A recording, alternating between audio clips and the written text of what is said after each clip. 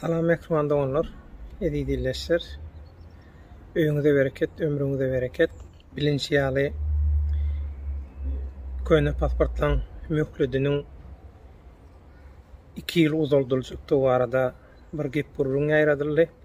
Dün akşamky efirde muny oppozisiýa maskaraçylyklarynyň üstüni ýapmak, şolaň şowsuzlyklarynyň üstüni ýapmak, şolaň reytingini kaldırmak üçin şolaryň kuratory bolan Çarmyrat Amanowyň, ýagny prezidentiň howpsuzlyk boýunça ornwatary, Milli Howpsuzlyk Gullugynyň ýol başçysy, şeýle-de İçeri işler ministrligindäki şärikler, ýaranlary bilen daşary ýurtlardaky operasiýalaryna, proýektlerine şowsuzlyga duçar bolan soň watandaşlary közemek üçin esasanam köne pasportly watandaşlary kyn ýagdaýa düşürmek üçin, salmak üçin, aktivist agyna çykmak üçin bular bir ýeni öňkü ýaly bir hilegärlik, duzak oýlap tapdylar. Näme üçin? Iýuldan başlap möhledi dolan zagrant pasportlaň möhledi 2 ýyl uzaldylýakmyşyn. Ýöne näme boldy?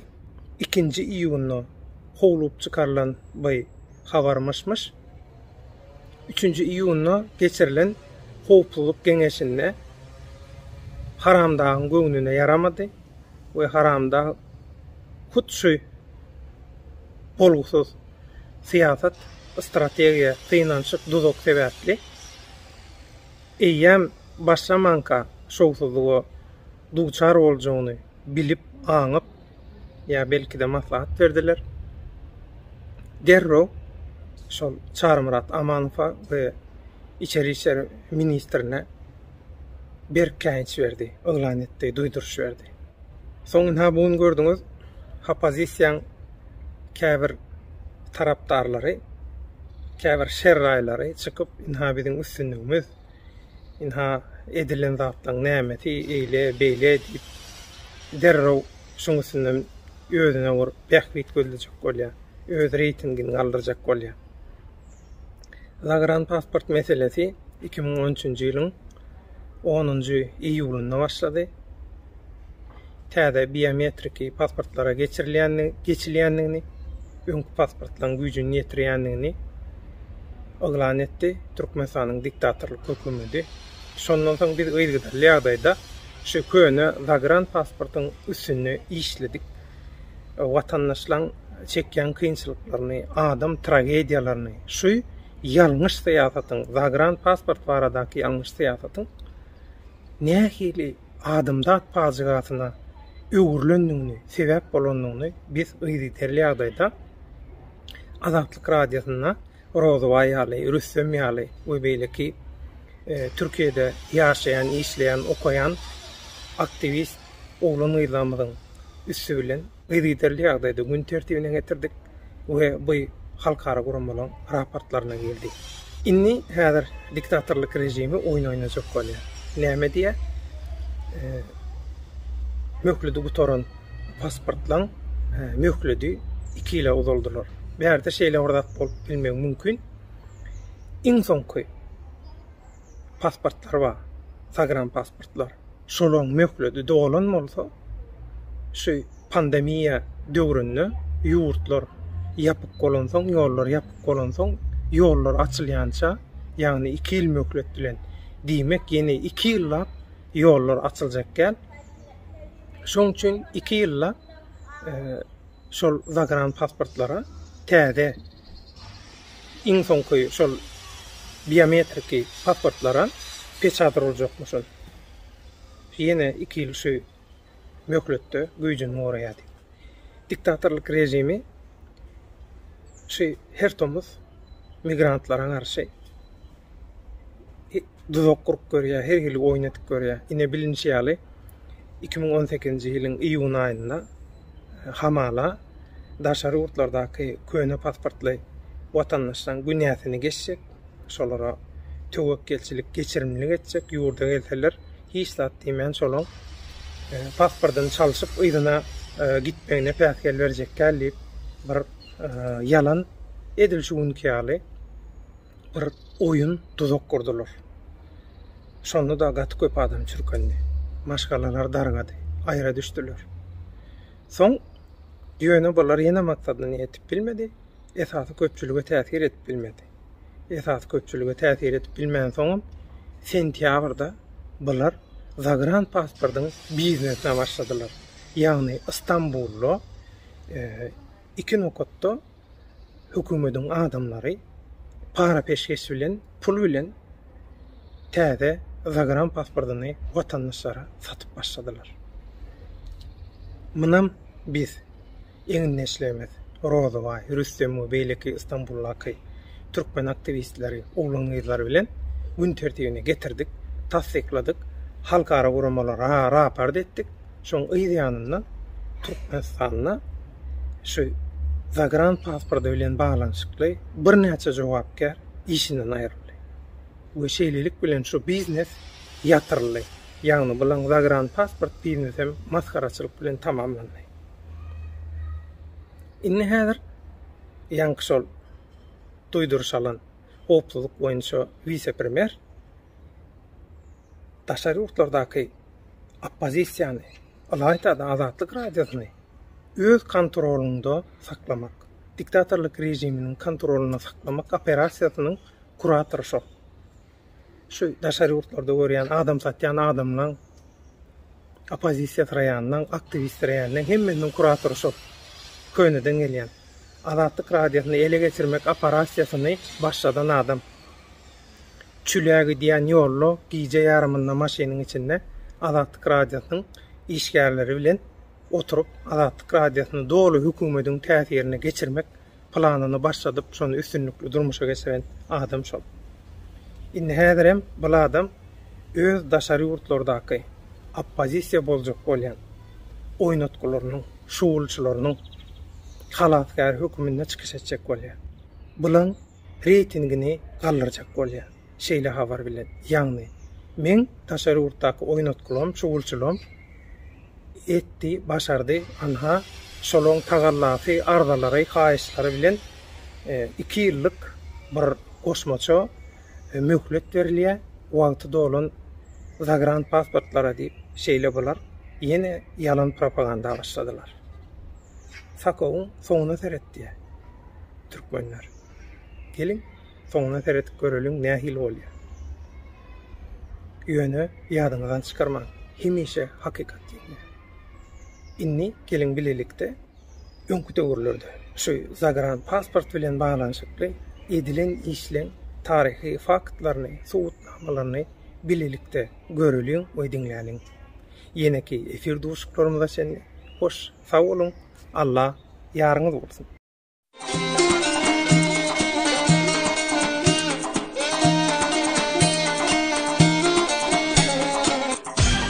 Dünya Türkmenleri. Dünya Türkmenleri.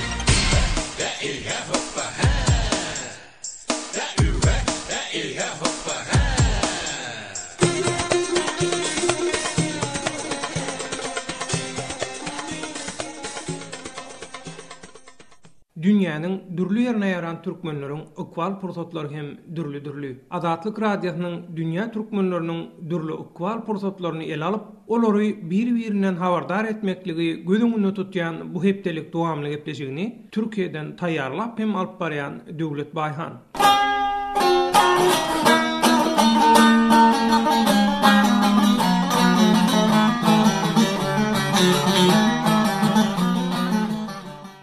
Mehriman doganlar, Azatlyk radiosynyň dünýä türkmenleri gepleşiginiň bugunky esasy temasy Türkmenistana täze pasport almaga gitmekden saklanan daşary urtlarda köne pasporty bilen işläp hem ýaşap ýörenler we durmuşa çykan Türkmenistan raýatlarynyň duş gelýän ýagdaýlary. Bu temadaky söhbetleşikde Azatlyk radiosynyň azatkabar.org internet sahypasynda Türkmen pasportym bilen atly pikir alşyga galdyrılan tesvirler hem dünýä türkmenlerine ýetirer.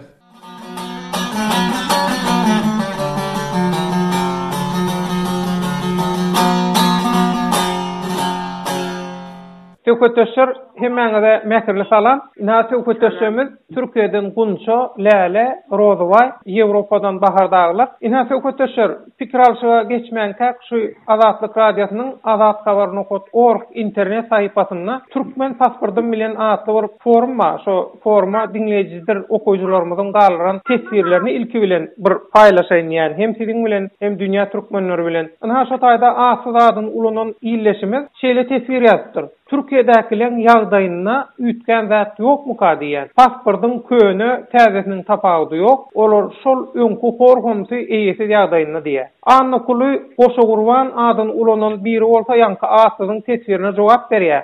Mamasa çağırıptırma onu ol yere. Kazanç etmek için ol yerlere gitmek nämetine gerekti görünüşünü yazıptır. Yankı Azatlyk radiosynyň azathabar.org internet sahypasyna Türkmen pasportum bilen atly pikir alşyga öz tesbirini alyran illeşlerimizden ýene biri. Gelli ahal adyn ulanyň illeşimiz adamlary derde goýýarlar. Näme üçin halky köseýärler? Düşünüp bolanok diýip öz pikirini beýan edipdir. Ýene bir okuyjumyz, dinleýijimiz bolsa prezident Tursiýa adyn ulanyň hemme zat boğulanır görünüşüne tesir kaldırdı. Hawa inni söwköteşer köni pasport öz güýjüni ýitirenine 7 ay boldy. Doğrudan hem şol asyzyň aýdyşýaly Türkiýedäkileň ýagdaýyna ütgen zat ýokmu ka diýen ýa-da pasportyň köni täze tapagy ýok, olar şol öňkü horgumsy eýesi ýagdaýyna diýär. Doğrudan hem şeýlemkä Gunço senden başlaly. Näme boldy şu 7 aýyň içinde? Näme täsir etdi şu pasport çalyşyk meselesi? Gatnaşan gelinemden jaňelli gelinen biri joňaly barýa bolan öz kasada pulunu geçirenden soň polisler alıp uğratýarlar Türkmenistana. Şu taýda ýakalap. Hökümet pulunu alýar, pasportyň köne pasport deport edýärler. Näme bilen bir hilik bir näme üçin edilýär bu zatlar? Düşünmedik galy. Näme diýsek? Hawa ine Rozoway, senem Türkiýede. Sen nähili ýagdaýlara duş geldin? Şonu ütketmekle çalışmak halkın hal ýagdaýyny ol ütkeden ýok. Şeýle diýsek şol eger ütkeden bolsa hem şol Türkmenistanyň öz içinde ýaşaýan bilen halkın hal ýagdaýy şu pasporty ütkedeni bilen değişdimi-ki? Käbir adamlar diýär şu daşary urtaklar kontrol etjek bolup edilýär diýär-de. Millet almadı Türkmenistanyň milletini ýygyna getirmek üçin etýär muny prezidentimiz. Bu belli zat bolan beýdip getirmesinden inim doktorlara diýdi, muallimlara diýdi, bir okukan çağlaryna, okukan oglaryna, gyzlaryna goýja aýlyk berse häzir kim gitmejek öz ýurduna, ejesini, kakasyny, çağlaryny taşlap gaýdany. Häzir $500 berecek, gel muallimçilik etdiýse men ylak gitjek samolyota minip. Beren ok $100 aýlyk bilen men nädip geçineýin? O millet kalmadı. Her kim daşary ýurda gitdi, kim çağlama hujjat gitdi, kim öýüm ýok pul wazanaýyn öý almak üçin gitdi.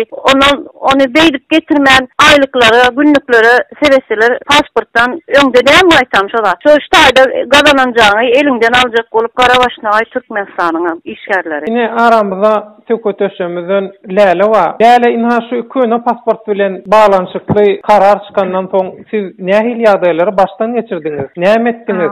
Bizim pasport täzelemeňizden hiç bir habarymyz ýokdy hakykatdan. Bize diýdiler siz bir gün giýje aldyňyz. Hem zadım resmiyle durmuşa çykdym. Ýöne men şumat näçe ýyl galan bolsa pasportym köýni diýip meniň jazamy da alan oklar we maňa ýaşaýyş ruhsat beren oklar. Men nire gitmeli olsa da gidim. Maňa Türkmenistanam kömek eden ok, Türkiýede de kömek eden ok, hiç kim kömek eden ok. Türkmenistana kötelip daşary ýurda çykýarsyň, daşary ýurtda da ýaşamana oýan oklar da döwlet. Biz öz Türkmenler biz. Biz öz Türkmenleri, Türkmenleri olup da bizi masfar etýärler. Bunlar bize kömek etmeli. Ben Türkmenistanyň konsoloslugyna gitdim. Men pasportum köýni diýip meniň ýaşaýyş ruhsat beren oklar maňa. Diýsem de gidaý onda Türkmenistana. Şonu alam gowy aňsatmy gitmek diýdim. Näme sen bu taýda durmuşa çykdyň? Sana näme diýdim? Men nire durmuşa çykýan sen näme sormaly diýdim. Sen diýdim Türkmenistanyň adamysy, sen bize kömek etmelisin. Biz hemmämiz bile agzyr bolmalys. Näme agzyr? Bu taýda gelip işleýäňiz, öz watanyňyzy taşlap gelýär. Eger diýdim men watanymda diýdim. Men diýdim bankada işledim. Bankda işlänimde diýdim maňa diýdim näçe pul berýärdiňiz? $50 aýlyk. $50 aýlykda men näme ýetişmip bilen? Men ejeme, kakama, doğumlaryma mı teredin yoksa men özüme mi? $50 $50 bir aýlyk ýetenek. Menin oglum bilen ben yekörüm $100 golay alyadım molen bir aylık iyicem gidip alıp geliyordum ondan çağına näme giydirecek ilak näme dikecek toya toma näme katnaşacak jayalasın gelýär geleceğini gurasın gelýär o $100 kim näme bilýär şoň üçin herkim daşar ýurda çykýar inne konşo Läle Rozoway bakar Türkiýede resmi ýagdaýda Läle ýaly ýaşap ýören gelinler köp diýilýär. Bir şu pasport için men özümün düzüğünümü, maşgalamı men şumat bozyan. Näme men her 6 aydan bizim prezidentimiz näme bir kanun çıkarsa men şonun için men şon kanunu için mi ýöremeli? O ýazat bolmaly däl. Men onun kanunu için ýöremeýän. Maňa bir 6 aydan pasport diýär. Ondan başga bir zat çykar. Gerekkel bu zatlar. Men maşgalam ýaşamasynlar diýip etýärler. Akyn ýaşamasynlar diýip etýärler. Eğer bunları bize kömeği edesi gelme, bize gelin gıyızlar bilen bolup toplanıp gelip de protesto ederiz. Hakikaten bunlar bizim prezidentimiz bunu isteyer, biz de bunu ederiz. Biz hiç kimden korkmayız. Biz değil mi özümüzün maşgalarımızı korumanı çaba gösteriyoruz. O devlet, ben sana yeni bir adaydım. Neyse advokata gittim. Advokatlar da hiç saat bilen okular. Ya bilerler belki de kömeği edesi gelmeyendir. Biz sizin mağarada hiç saat kömeği edip bilmeyiz. Sizin Türkmenistan'ınız değil mi garma karıştı ya. Benim elimden hiç saat gelip bilmeyiz. Hakikaten Türkmenistan hayatına kömek edesiler gelen saydan prikaz gelýär. Türkmen milletine kömek etmeyeceksiniz diye haber gelýär. Şoň üçin adwokatlar ellerini aldyryp durlar. Hökümet işgärlerine de Türkmenistanly bolsaň diýip ýüzüne derejesiler ýelenok inni. Men şumat gövreli. Men gövreli bolup da men elimden hiç sat gelenok. Men Türkmenistana gitjek gel. Men bu taýda maşgalam gorasym gelýär. Türkmenistanyň prezidenti şunu düşünmeli. Barandawy kawazyny berýärlermişin. Döwlet bu taýda jezaňy ödedi git Türkmenistana gidip gel. Ondan bereli pasportyny alyp gelseň diýip bir kağıt berýärmişinler. Oň bilen giden gelinler şu wagt gelip bilen oklar Türkmenistandan. Barandawy kağıt hiçbir yaramanlar. Gidip gelip bilmeýän otur aeroportdan uçup bilmeýän oturan ağlap jaňlaşan joralanma. Gelip bilen asly. Türkiýe iýberýär şu Türkmenistanyň etýän zady bu. Aeroport gatar etýärler Türkmenistan. Şu gezek eğer maňa hiç kim kömek etmese men Türkiýanyň başbakanyny hakykatdan ýazýan. Türkmenistanyň nähili bize kynçylyk görkezenlerini men gorkmaýan. Maňa hiç kim misadyma edip bilmem. Men diňe Türkiýanyň başbakanyny ýüz tutjak we meni hakykatdan gorasyn. Türkmenistanyň Türkiýanyň başbakany bizi gorlar. Başbakan ýa-ni Premier minister de Türkmen gelinlerin hereketi Türkiýanyň prezidentine ýüz tutsok hat ýazsak diýerler. Men ýazýan döwlet näme üçin bizim Türkmenistanyň prezidenti gelip de bizim taýda Türkiýanyň başbakany bu aragatmışyklary bar, onlara at berýärler, tadarka berýärler, hemme zat gelip de näme üçin bize erwet gözle görkezýärler. Näme üçin? Hiç o zaman akta verme, sen bu taýdan tutma hiç kimi. Sen 200 ýol otyrsyn Türkmenistanyň prezidenti. Aragatmış açmasaydı, iyi vermeseydi milletine. Bu kynçylyklar hemme sen bizim prezidentimizden gelýär. Inni aramızda bakarwa Ýewropada talip bolup okap beren ýerleşimiz. Inha bakar Ýewropadaky türkmenstanlar nähil tejribeleri baştan geçirýär şu köýne pasport bilen baglanşy. Sen göreneşden zatlaň nähili? Ýewropada da kösenýänler gatky şäher ýurtda okuyan, işleyen Türkmenler arasynda bir kedek aramızda ýygnak geçirdik. Näme üçin edilýär we muňa garşy nämeler edilýär? Biziň elimizden nämeler gelýär diýip, soň aramızda bir hukuk uğrundan okan bir oglan aýtdy. Biometrik pasporty näme üçin berdiler? Sebäbi barmamyzyň izi o taýda. Ýöne birinji pasportda barmamyzyň izi ýok. Diňe surat bolany üçin suratymyzy seredip, mysal üçin men aýarlawany bilen gatymyň aýarlawany meň ýerime taşyryrda gidip gelip bilýärdi. Näme üçin ilçhanalarda berilen ok. Eger al görseňiz ilçhanalarda diňe pasport del, viza da beren oklar. Viza Türkmenistandan gelýär. Men özüm bilen gören zadym. Ondan ilçhanalar wezipesi funksiýasy näme bolýar berdi? Fuçu çykýar. Fuç. Devlet Türk konsolosluğuna başvurdum. Ben dedim Türk vatandaşı çağırma dedim. İşlem yapmak istedim. Onun köyüne pasport bilen işlem yapanaklar dedim. Size desem dedim siz bana kömek etmelisiniz dedim. Yok Türkmenistan bir pasport vermem de ruhsat verenak diyorlar. Benim arıza yazdım gidip Türkmenistan'a istiyorlar. Ben Türkmenistan'a gitsem miydim? Gelilmeyeceğim bilyenler. İyi veremaklarıydım. Türkmenistan'ın ilçesine ben gittim konsolosluğuna. Menden Murat diyen bir adam şu tayda konsolosluğu işleyen. Şu adamın özü menden $1,500 soradı. Sen bana dedi elime $1,500 verýän dedi. Men sana terzi pasportun getirip berýän dedi.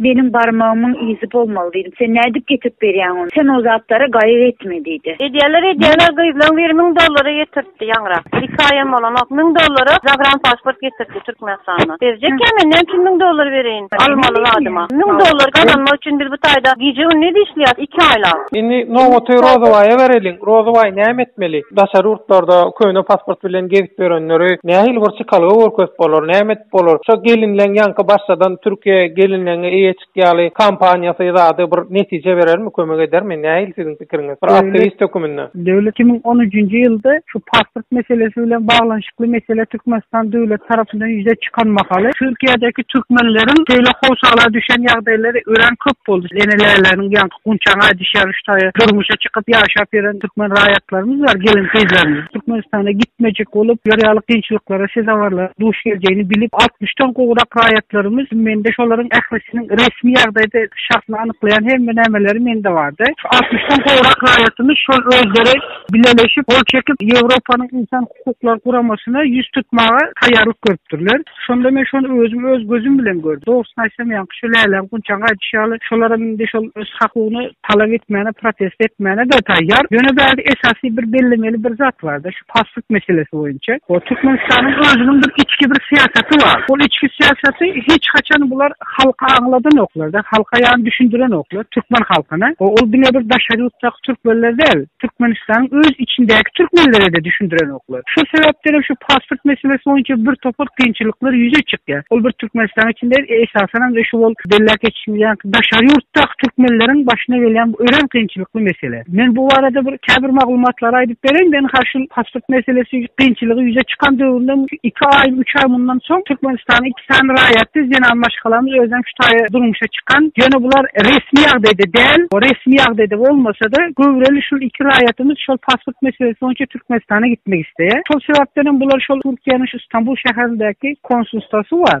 Şol konsulstwa baryp ýüz tutupdyrlar, konsulstwa tarapyndan bular ýöret özleriniň ellerine berilen Türkmenistana ýekeje safar gitmeklik üçin, ýani Türkmenistana ýekeje safar girmek üçin ýöret şol konsulstwa tarapyndan berilen ynanç haty bar. Ýani şol hatyň aşagynda Türkmenistanyň Türkiýede İstanbuldaky konsullygyň çaryfyň golu bilen çaryfa ynanylan döwlet möhürü urulypdyr. Emma şu raýatlarymyz demen bir ýerge däwlet beýlekçi galýar. Sänäm şeňde ören kynçylykly sezawarlara duş gelýär bärde şu konsullukda. Ýani şol gowral aýallaryň biri ahyrynda Atatürk aeroportundan her gece gyzyna gaýdanda $30, $50 kemine biletin üstüne pul berýär-de. Ýani şu raýatymyz Türkmenistana gitmek üçin. Ýöne bu şu konsulluga baryp özüniň nämesini talap etse, şu konsulstwada işleýän konsulluk işgärler tarapyndan muňa şol ýankylaryň gunçaňa düşýärli $500 talap etýärler. $500 versen seni koyuverecekler diye.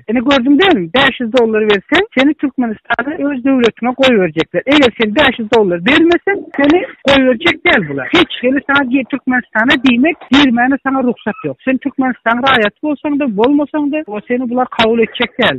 Hazır indi bundan 15 gün, 20 gün ozal bana yine gelip koşan maglumatlara göre, resmi çeşmelerden alan maglumatlarımıza göre 5 tane Türkmenistan raýatymyz özden 5 sen pasportu yok. İkisi pasportunu yitiren, ikisi de yeni nämeden oşun karaz ellerinde Türkmenistan'ın şahsiyetini anıklayan pasportu yok. Yönü hakikatten şunların malumatlarına dayanıp görsek Türkmenistan'dan Türkiye giren vaktinin belgileri var. Emma şunlar tadı İstanbul'daki konsulluğa yeni barıp 100 tutsalar 1500-1600 töverek versen sen Türkmenistan'a koyuverecek pasportundan şu taydın barıp alar yal dereceğiz seni getirecek deyip söz veriyormuşlar. Emma resmi olarak adın familyasını aydın oklar diye. Konsulluğunda dünyalık zatlar ondan sonra şu raýatlaryň hakykatdan şolan haýyşyna göre bunu men özüm öz gözüm bilen görüp ve öz kulağım bilen duymak maksat edindim. Şol sebäpden şu hettäniň 5-nji güni men şu ta konsulstwa özüm bardym görmek üçin şunu hakykatdan şu hakykatmy yalanmy? Hakykatdan şu konsulstwada şolar ýaly adamlar ýöne meniň bilen olar adynda aýdanyk, familiýasynda aýdanyk. Menden soradylar adyň familiýaň kim? Türkmenistan raýatlygyny özüm anyklatdym. Adyň familiýam bol diýdi. Siziň adyňyz familiýaňyz kim diýsem, "Sana at familiýa bermäge borçly däl" diýdiler. Men aýtdym, "O näme siz bana at familiýa bermäge borçly däl?" Siz diýdim, "Türkmenistan döwlet tarapyndan" dedim. "Bäde ýüreti ynamly vekil bolup oturan mahalyňyz" dedim. "Siz Türkmen halkyna" dedim. "Özüň adyňyzy familiýaňyzy bermekden näme korkýaňyz, näme çekinýäňiz" dedim. "Bizim kömekmedene geçen diýmek, kömek etmek üçin näme ol konsulstwa diýmek? Raýatyny gowramak üçin näme o edara? Raýatyny gowramak üçin bolan edara diýmek. Elbetde ol ýöreti şu döwlet prezident tarapyndan ynamly vekil hökümünde goýurylan edara bu. Şaýda raýatlaryň hakygyna, raýatlaryň gowramak esasında şolar şaýda döwlet tarapyndan ýöreti bular hak alyp durlar. Ýöne bular o derecede işler nokta bular gaytan tersine hareket etti. Arada zorlamam beri sözünü böyleyen Türkmenistan'a gitti. Resmi nikahı da var. Şolum köne pasport bilen işlem yapamlok gittiyseler mardan aşkı vardı diye bir hepte de 4 safar gidip geldim. En sonunda bir Türk kıyıcağı gaharlanıp gıyırıp duran meştip ya ayarlığı ne mollu deyiptir. Ona şun yaraki geldim pasport almana geldim. Inni pasport alamsam çıkıbilem dedim diye. O zaman olam nikahatın var mı deyiptir. Bağ yanımda. Dedi diye şu Türk kıyıcağı nikahatımı alıp internete girdi olan hakikaten amdırmış o çıkan ekeni. Yani için bana kömür eden yok deyiptir de. Böyle o yaşmındım içine elime dokumentim verdi. Şovuna uçtum diye de. Türkmenler diye git gel ertiriyel bir uniyel 4 safar gidip geldim bir hep dedi. İnsanlarla Türk kıyıcağı kömür etti diye düşün.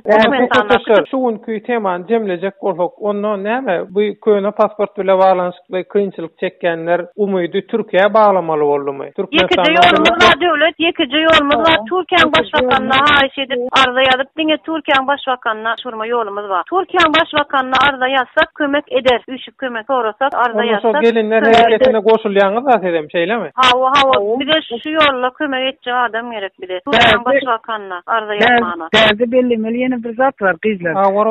İkinci nowatda şol ýanky sizin aýdyşyňyz protesto etmezden öň iki döwletin arasında raýatlary arada bir bağlaşan şertnamasy var. Ilki bilen biz şol şertnamany öwrenmeli. Halka nähil kömek etmeli, nähil derecede bular raýatlyk derejesini berýärler, nähil derecede seretýärler, haýsy taraplarda kömek edibiljekler. Bizim ilkinji öwrenmeli zadymyz bu. İki döwletin arasyndaky şertnama var. Kağızyzynda kanuny bilmezden praktiski bir iş edip bilemiz yok. Eger praktiski bir iş edersek kanuny bize karşı ulanýarlar döwlet. Kanuny bize karşı ulandyrmaly däldi, kanuny döwletin öz günäsine karşı biz kanuny ulandyrmaly. Bizim günämiz bar bolsa, onda biz de bu döwletin kanunyna laýykda jogap berme mejbur. Bizim günämiz ýok bolsa, döwletin günäsi bar bolsa, onda döwlet jogap berme mejbur. Diýen sebäpden raýatlar şu taýda pasport meselesinde şular ýaly kynçylyga düşüp öz döwletine, öz ata ýurtuna gidip gelip bilenok. Rahat. Bunun esasy çözmeli mesele bu taýda. Bellemeli bir zadymyz var. Türkmenistan öz raýatyna, Türkmenistanyň şahsiýetini anyklayan şahsy pasaportu berenden soň öz halkynyň şahsy durmuşyny we şahsiýetini gadagalazdyrma näme haky var? Pasport meselesi bahana, pasport bahana.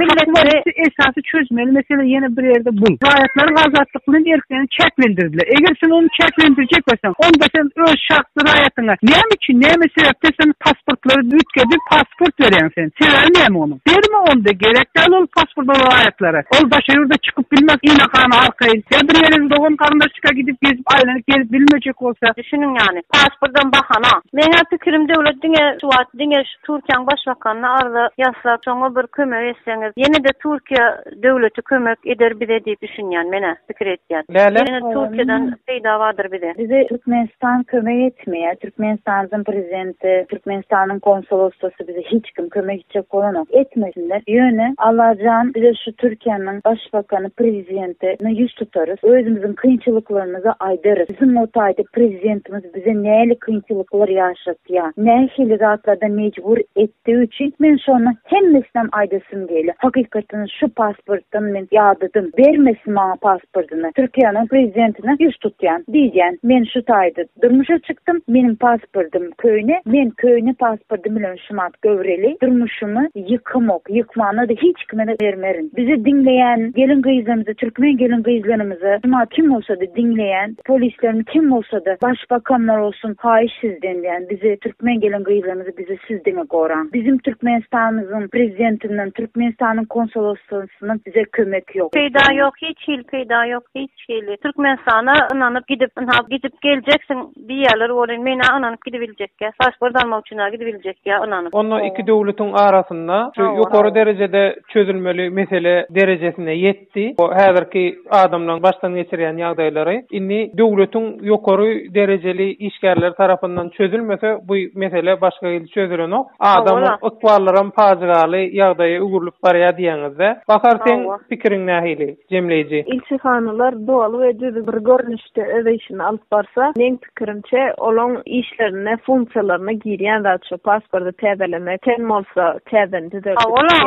Bu ilçihanalar pasport berýärinde gaty erbet zat bolarmyka? Ýok. Her kim gidip ejesiniň kalkasyny görkeler, näbilen çağlaryny görkeler, ýol açylar, näbilen bu bir gowrak bolmaly bolar. İşleýäniň puly Türkmenistana gidýär. Hawa. O näme üçin gapyny ýapýarlar onda bizim arkamızdan bay yaşayalar onlar. Devlet Türkmenistan'na jaý 80.000 $100.000 boldur jaýlar. Men Türkmenistan'dan hem için 80.000 $, jaýaýar. Türkiýede $50.000 versem saýyryp duran jaýlar bar. Türkmenistan'dan näçin men alaýyn o baha? Daşary ýurda gidip pul gazanýarlar diýip jaýlandan baha da sebäbi çypdyra. Terkiminde şu wagt gyýdylan pul jemler Türkiýeden jaýap görgelinler gyýdylan Türkmen elinden. Bu bizim Türkmenistan'ımızın prezidenti bize hakikaten şu kıyınçılıkları o verdi ve özünün şuma Türkmenistan'da hiçbirisi kalmadı. Hem mesela yurt dışında işlep yörlet durumşa çıkanı var, otayda kalanı var. Türkmenistan'da yıkıcı özü şuna da kürek kalır inşallah. O vaktan görür. Öz Türkmen dilim yardımcımızın şariyatı ve evet bizim Türkmenistan'ımızın prezidenti hiç kim bize hiç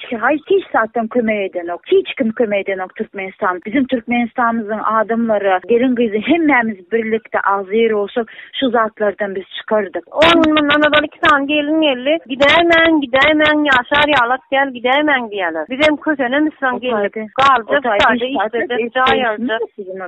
Benim aytyanla men gelin 10 yıl olup var ya on hinidem çok ötençlik mi Türkmenistan ya düzülürken diyen men. Düzülenir diye fikir etkedim de. Çok Türkmenistan niyalar. Hiç ödüşlük yok diyorlar. Türkmen'in yağdayı da servet diyorlar oraya. Ağzıma çoğutuyor. 10 yıl verdi düzülmedik olsa. Ne var düzülürken bu Türkmenistan. Çok arayıplı ve çok duruşu. Berde bir zat var. Bu zatların barısı bir adamın şahsiyet kultuna bağlı oldu. Bunu unutma. Çoğundan başka hiç kim bayamalı. Ledine şu bayamalı. Ledine şol yemeli, şol içmeli. Bizim Türkmen halkımız, Türkmenlerimiz yoldan eğer ağzı bir olmansın. Şular yalı ayak astında depelenip şolar el durmuşda yaşap öğrenen ve şol durmuşa okutlu olan. O yüzden bizim Türkmenlerimiz en şular yalı parakorluk bir sistema girdi. İlkinci novatta parakorluk. Türkmen liderleri ilkinci novat içindeki sistemasını ütketmeli. Şu sistemanı ütketmesen, o sistema ütkemese onda Türkmenistan'da hiç haçanın demokratiyen olmaz, siyasetten olmaz, hiç haçan azad erkin devletten olmaz. Pasaportun bakanına 5-6 ay sonra yine hırvat kararlı Türkmenler. Milletini Türkmenistan'a getirmek için. Türkmen devletinin liderleri tuttursa erken eğen bir permanda karar mı ya kabul ediyor de. Halkın hal yağdayını oğlandırmak için de halkın devletin adından il yurt dehbitli deyip perman kabul ediyor. Ama o perman değil de halka karşı olan emir demiri keser diye. Köyüne pasport bilen işlem yapmalı, karar verirsen Türkmen devletinin sanları ayrına gelir deyip düşünen olsalar hiç düşünmesinler Türkmenistan'ın prezidenti. Bu taydaki işlet verenler mahallel, bu da şükür bilimli, ılımlı adamlar. Türkmenistan kömür etmese de daşarıyor, kömür eder. Orada ama kızınır, yine de Türkiye anamız var. Türkmenistan'ın yaşayışı gününden katı ervetleş. Ya aeroport görür ya alak gel. İşleyen o yanda atlamaz, gelen gelinlerden aeroportta daha uçak korsan 6-7 saat önünden varmalı yerlere. Uçmadan önem. Bu da esaslı. Şu dokument meselesinde o sarışık dururlar diye. Zagram pasportun bolsa da sarışık dururlar diye. Senin ha gidip barayan olun haçan yerleyen deyip gol çektirerler.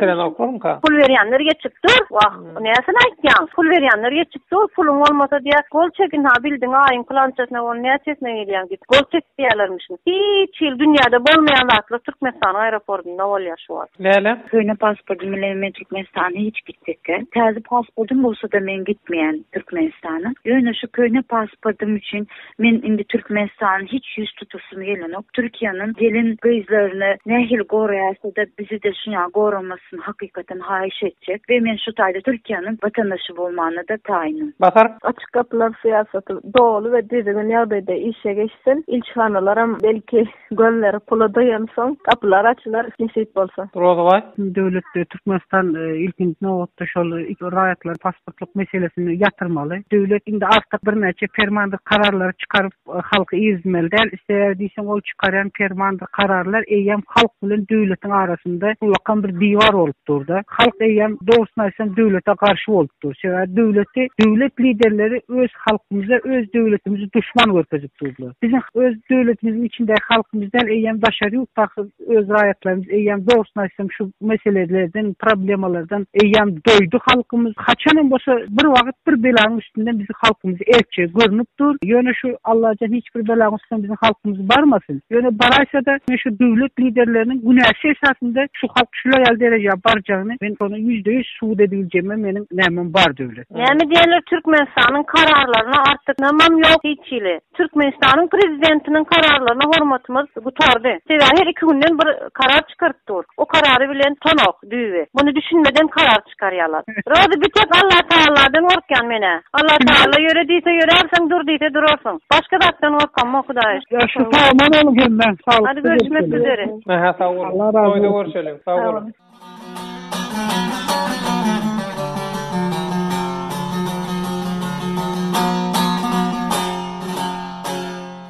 Mehriban doganlar. Azatlyk radiosynyň Dünýä Türkmenleri atly bu hepdelik dowamly gepleşigini azathabar.org, azathabar.org internet sahypasyndaky audio menü diýen ýerden dinläp, azathabar.org internet sahypasyndaky ýörüýti gepleşikleri bölüm bilen bilelikde Azatlyk radio atly Facebook, Twitter we WhatsApp sosial ulgum salgylarymyzdan hem ýydarlap bilersiňiz. Gepleşiklere gatnaşmak ýa-da habarlaşmak isleýänler bolsa, hat e-mail belligi azatradio.org, hat e-mail belligi azatradio.org elektronik posta salgysyndan aragatnaşa geçip bilerler.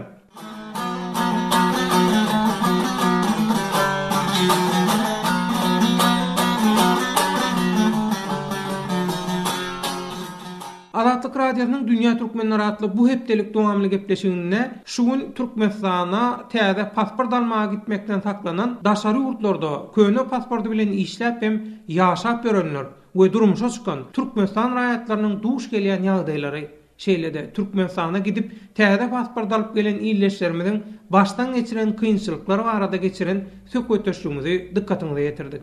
Azatlyk radiosynyň Dünýä Türkmenleri atly bu hepdelik dowamly gepleşigini Türkiýeden taýýarlap hem alyp barýan Döwlet Baýhan. Saglykda we bagtyar günlerde görüşelim. Rowaşlyk hemraňyz bolsun.